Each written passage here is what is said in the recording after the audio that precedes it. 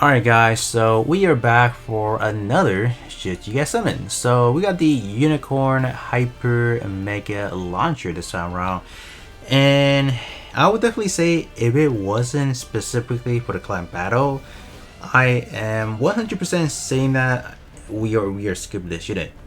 I wouldn't really care, but the way that they're doing it, they're like, oh, you know what, we're gonna make the clan battle extra difficult, so people are just gonna have to bound to summon for it, and that's what they did. I mean, it's not really like harder in a sense, but it's just the fact that I feel like we're not really prepared for it. At least like most of the player base isn't ready for this clan battle, and definitely is. But overall, this unit I would definitely say is more in line of, let's say, what the narrative B2 packs was roughly about doing.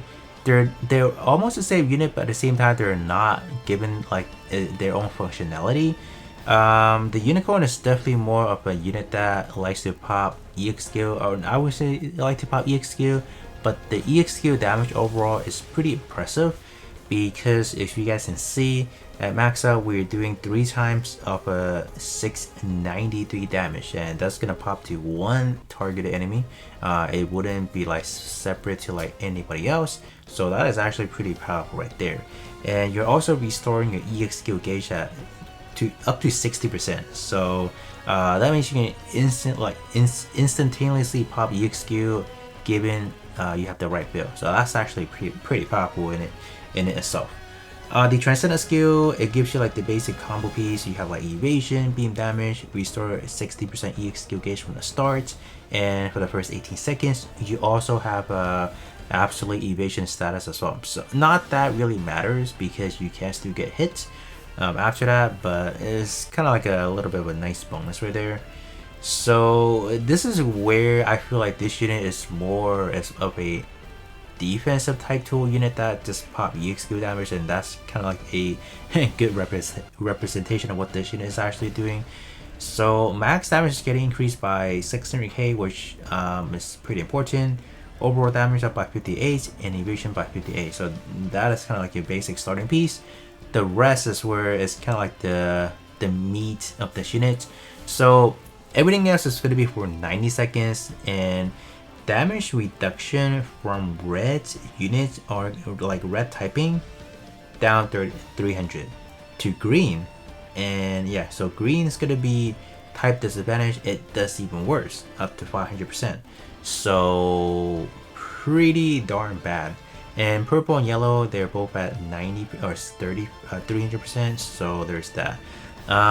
So this unit overall, its main gimmick is kind of to just take a lot of hits, and you don't really see a lot of like ways to just do anything else. Like, this is what this unit does. It likes to EX damage and just pop EX skill, and that is kind of it.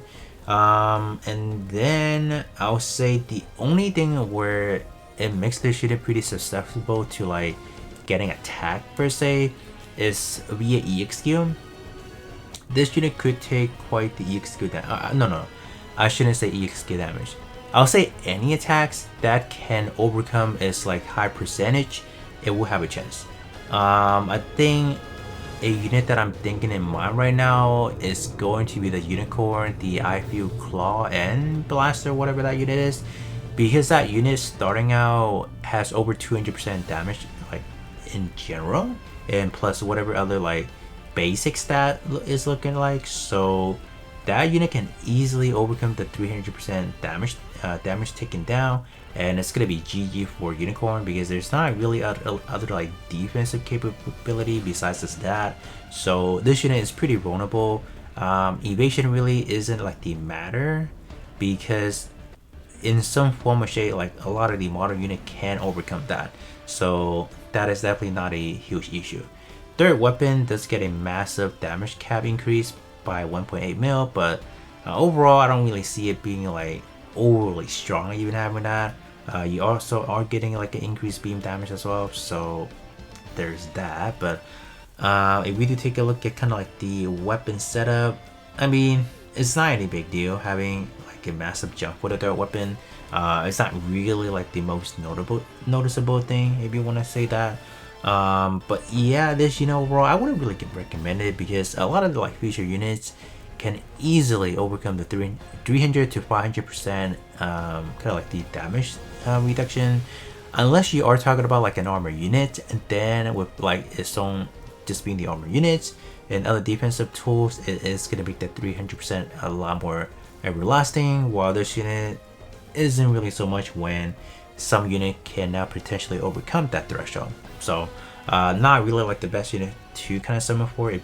But if you guys did miss out on the narrative B2, then I would say, yeah, I mean, go for this unit, whatever, and kind of call it. But in the next few months, or next one actually, we are heading into the 2nd year anniversary for Global, so I'll definitely save up anything I can for that. Banagher Links is kind of like a vanilla palette. It kind of gives you everything you need. Red, generic, prototype, white mobile suit, Gundam type, EFF affiliated, getting a lot of buffs. So top 2 up to 92% on the range sense. You have evasion up to 24, and you have the stackable range sense as well, so up to 300. So in total, should be getting up to like 392 just from skill 1.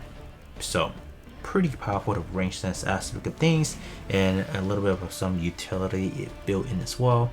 Skill 2 is where you are doing like the EX skill damage portion up to what is it, 48? Yeah, 48. So that's actually pretty strong just to have an increase of that, and reaction and EX skill gauge recovery. So you have that. So I mean, overall, a lot of these units, you guys can definitely say if you don't have the corresponding palette, you're screwed. So they definitely makes it extra hard just to kind of keep things like balanced out. They want you to have the unit, but at the same time, you kind of have to have the palette, because if you don't, you're suffering a lot.